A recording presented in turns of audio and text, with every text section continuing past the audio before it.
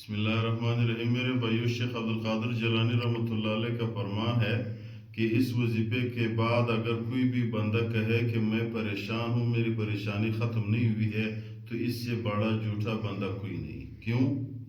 اس وظیفے پہ مختصر وظیفہ ہے، آسان وظیفہ ہے، ہر بندہ کر سکتا ہے۔ اس پہ قرآن کریم کی آیت بھی دلیل موجود ہے۔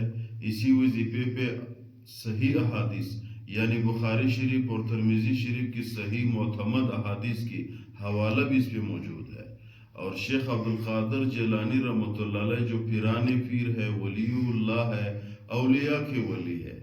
یعنی دیکھو، آج کل لوگ پیروں سے وظیفے لیتے ہیں، اولیاء سے وظیفے لیتے ہیں، ان سے اجازت بھی لیتے ہیں۔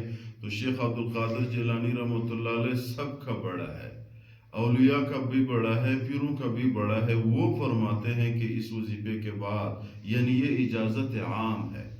جب انہوں نے فرمایا کہ اس وظیفے کے بعد کوئی بندہ اگر کہے کہ میرے مسائل حل نہیں ہوئے، میرے حاجات پورے نہیں ہوئے، تو بڑا جھوٹا بندہ ہے، یعنی وہ جھوٹ بول رہا ہے۔ اس کی وظیفہ خواہ مخواہ اس وظیفے کی وجہ سے اللہ تعالیٰ اس کی حاجات پریشانی خواہ مخواہ ختم کرتے ہیں۔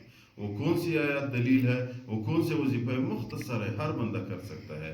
اللہ تعالیٰ فرماتے ہیں فَقُلْتُ اسْتَغْفِرُوا رَبَّكُمْ إِنَّهُ كَانَ غَفَّارًا يُرْسِلِ السَّمَاءَ عَلَيْكُمْ مِدْرَارًا وَيَجْعَلْ لَكُمْ وَيُمْدِدْكُمْ بِأَمْوَالٍ وَبَنِينَ وَيَجْعَلْ لَكُمْ جَنَّاتٍ وَيَجْعَلْ لَكُمْ أَنْهَارًا۔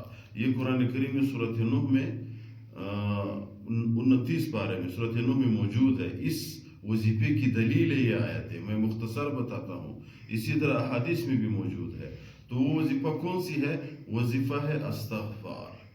استغفر اللہ ربی من کل ذنب واتوب الیہ، استغفر اللہ العظیم الذی لا الہ الا هو الحی القیوم واتوب الیہ، حی القیوم واتوب الیہ، دونوں پڑھ سکتے ہیں۔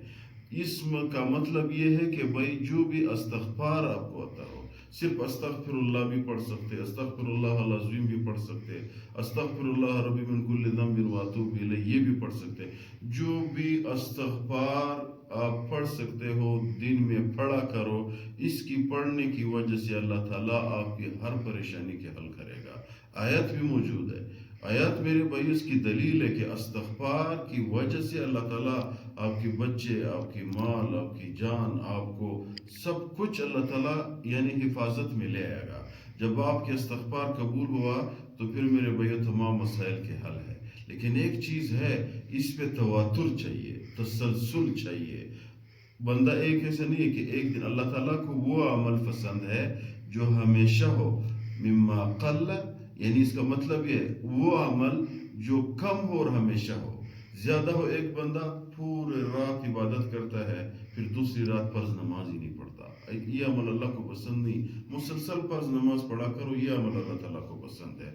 تو آپ جب استغفار کرتے ہو، جو بھی استغفار ہو، تسلسل سے ساتھ، تسلسل، ہمیشگی، تواتر اس پہ اختیار کرو۔ انشاءاللہ کچھ دنوں کے اندر آپ جس پریشانی، جس مقصد کے لیے شروع کرتے ہو، اللہ تعالیٰ اس استغفار کی برکت سے آپ کی پریشانی اور آپ کے مسائل حل کر لیں گے انشاءاللہ العزیز۔